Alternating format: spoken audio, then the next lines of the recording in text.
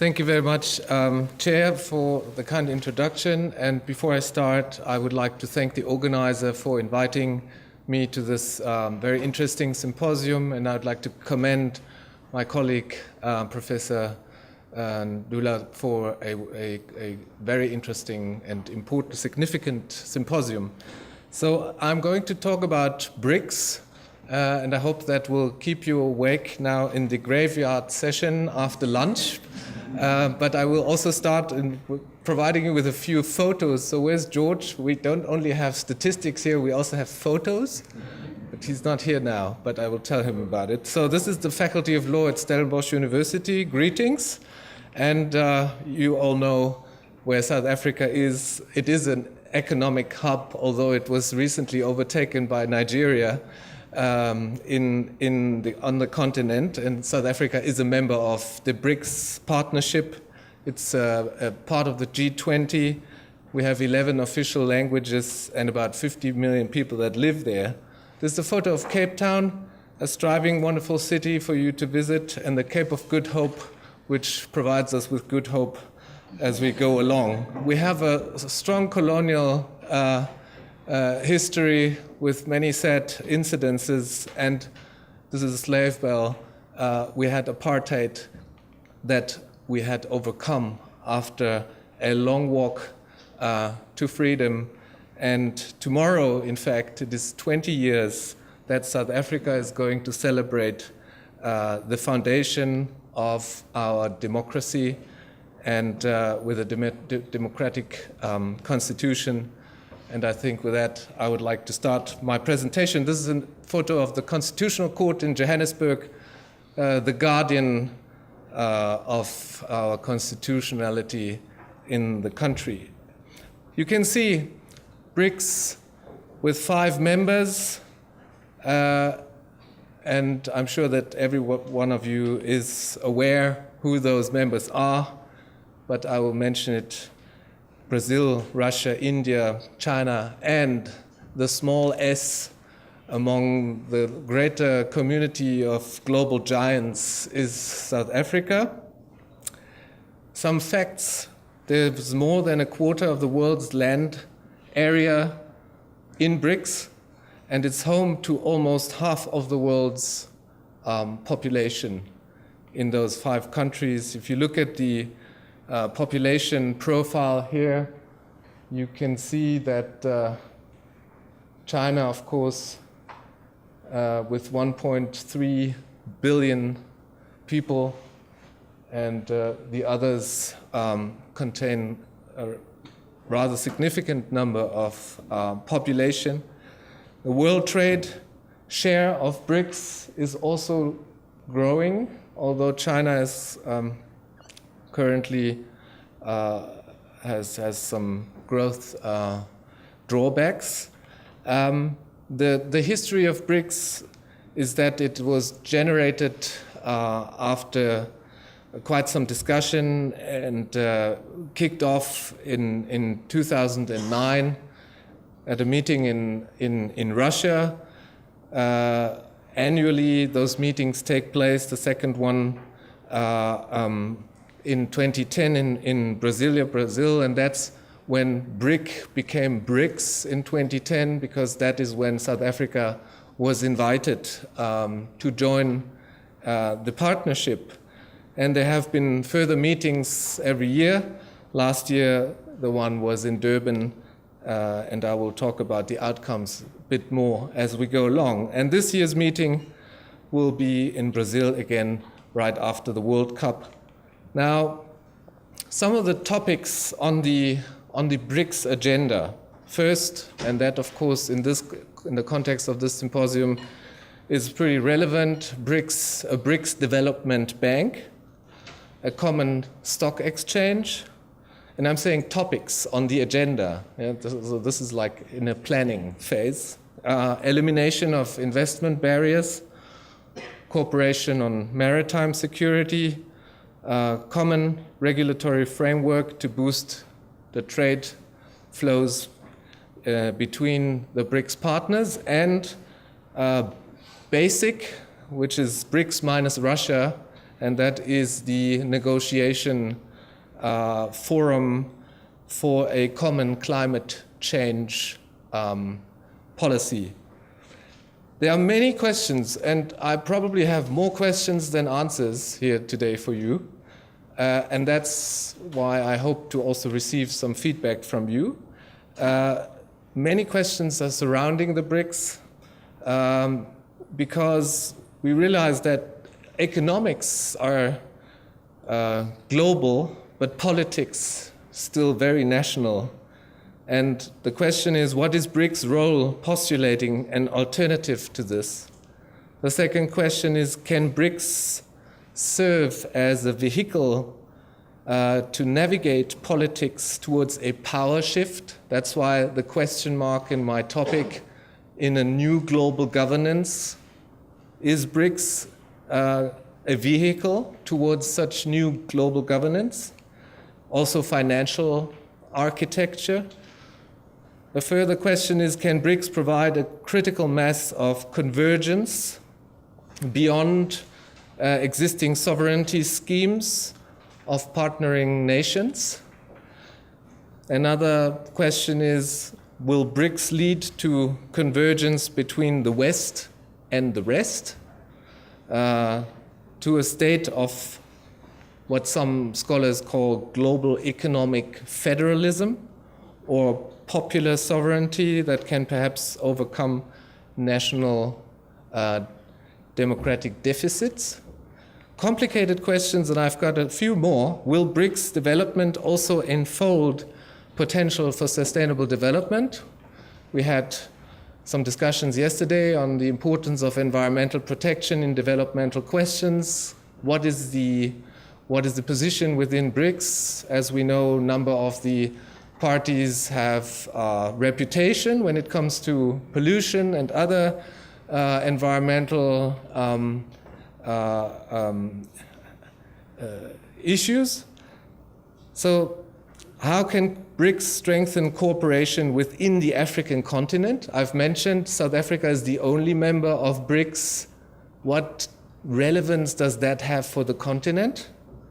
And at the same time, where does South Africa stand on the continent being a member of BRICS? These are some of the questions that I will try to address. I will not be able to give the answers, but I will try to address the questions. If you look at the nature of BRICS, it is a partnership.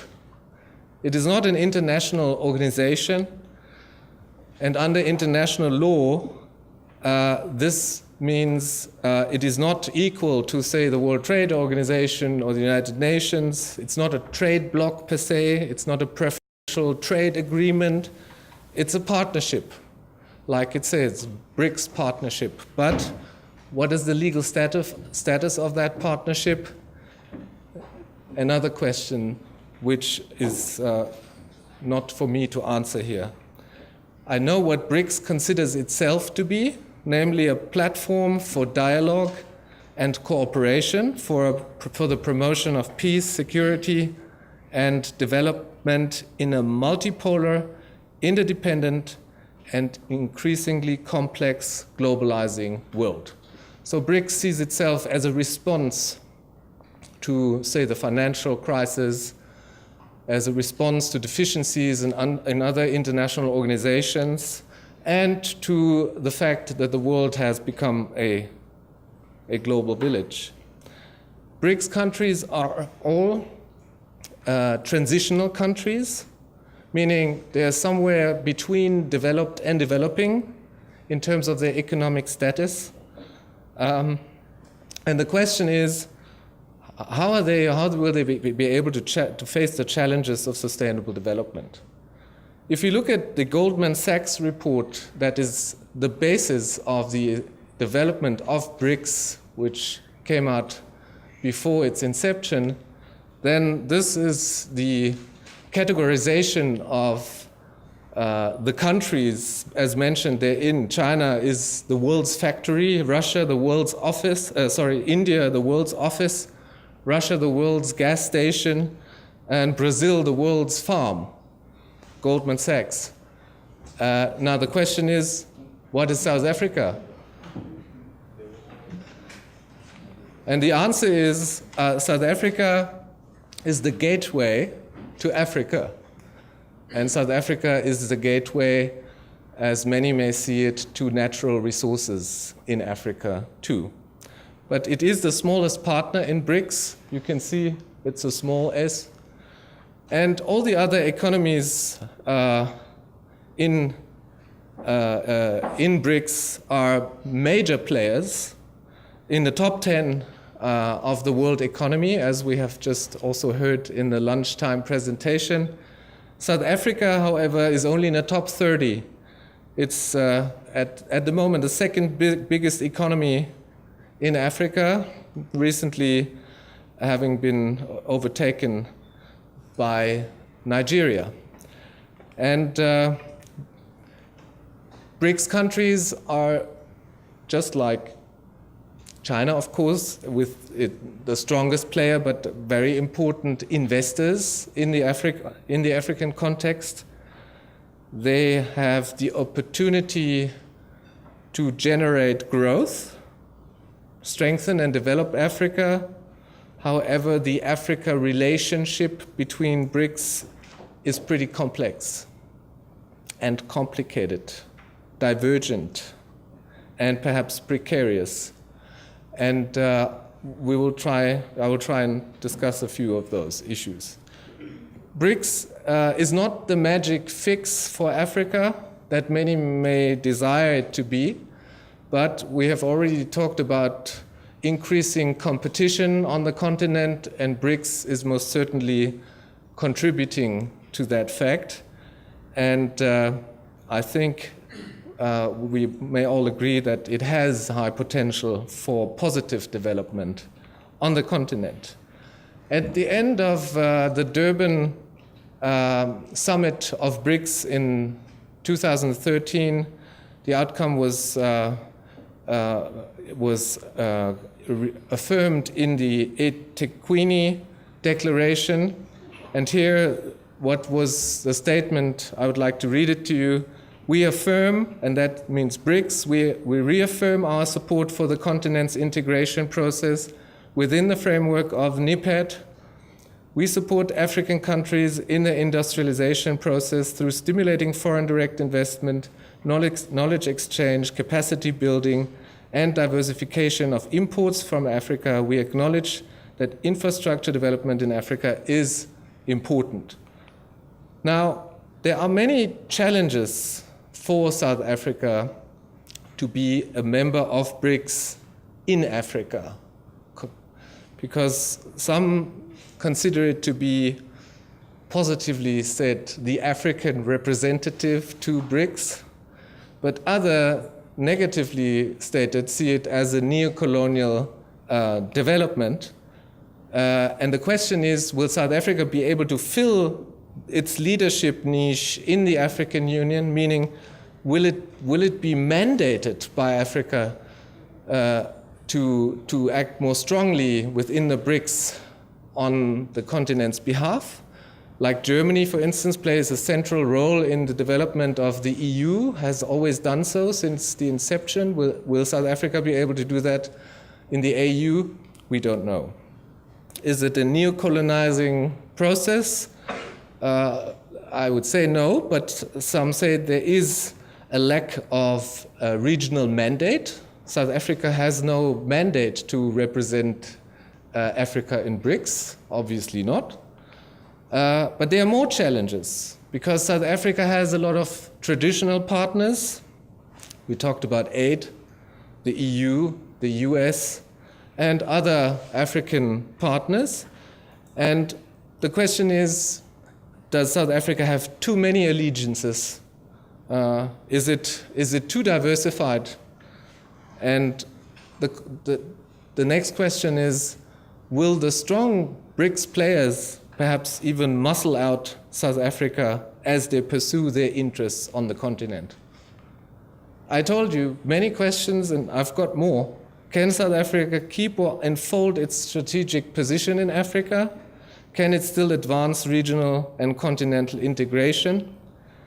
And there are many challenges. One is certainly the one of legitimacy, and the other is how South Africa and the African Union will deal concurrently with the stronger presence of BRICS on the continent. And on the other hand, there are, of course, many opportunities involved as well, namely the fact that South Africa is a BRIC demonstrates that there is confidence in its economy. And although being a geostrategical dwarf, South Africa has now more access to decision makers of the BRICS giants, and that, of course, positions it more strongly in the international context and makes it attractive for business as well. And it has always been attractive, apart from apartheid, of course, and the embargoes involved. But South Africa today, 20 years after the end of apartheid tomorrow, is a stable political system. We have elections in about 2 weeks' time. George mentioned it, and we hope that everything will go well. But generally speaking, there is a good framework condition for investment, and South Africa can be, or is considered by many companies, a soft landing in Africa because of the strength of its financial sector, of the management skills on the ground, and the experience of companies that work in Africa from South Africa. But there are also old bonds. South Africa has a strong connection, a strategic partnership to the north, to the European Union, and this is, of course, viewed critically in many African countries, especially also due to the fact that South Africa is still a country where social and economic privilege has predominantly a white face. Now, in terms of South Africa's foreign policy, 2011, we have crafted a document which is called the Diplomacy of Ubuntu, and this is a commitment to open and accountable international governance with a strong Africa agenda, promoting South-South multilateralism, aiming to be inclusive and constructive, and to shape the evolving global order in the recognition of what Ubuntu means, namely the face of humanity, the interconnectedness and interdependency of human beings. And with this diplomacy of Ubuntu, South Africa has a clear outreach policy to involve Africa, to focus on developmental issues, especially infrastructure, and others that I will not mention. But I would like to quote Jacob Zuma, who said a while back, over the next 10 years, Africa will need $480 billion for infrastructure development, which should interest the BRICS business communities, and it does. Africa is projected as the third fastest growing economy in the world, while BRICS countries now constitute the largest trading partners of Africa and largest new investors. There are, however, many challenges in BRICS within the different partner countries, like inequality, poverty, healthcare, governance problems, unemployment, financial management deficits, and corruption and others. And it will have to be seen how BRICS can overcome those internal problems in growing its partnership. And it is also so that within the partnership, economically, all the members are to a certain extent also competitors. And that, of course, can cause questions also when it comes to the redistribution of powers in the global institutional environment, like, for instance, in the Security Council debate. Now, BRICS needs to articulate a common vision, and it tries to do so, but what is missing is the regulatory baseline and the institutional foundation in order to craft a common vision beyond a business objective. But if you look at the figures, then 1990 BRICS trade accounted for 3% of the global trade. And if you look at the second bullet, by 2015, GDP accounting for more than 22% of the world's total. So you can see there is an enormous development involved. If you look at the trade partners of Africa, EU is still top, but then comes the BRICS, and only then the United States. So in terms of trade in goods, it's doubled from 2007 to 2012. And if you look at the trade flows, then BRICS mainly brings manufactured goods and food products to Africa, but Africa provides natural resources in return. So there is a huge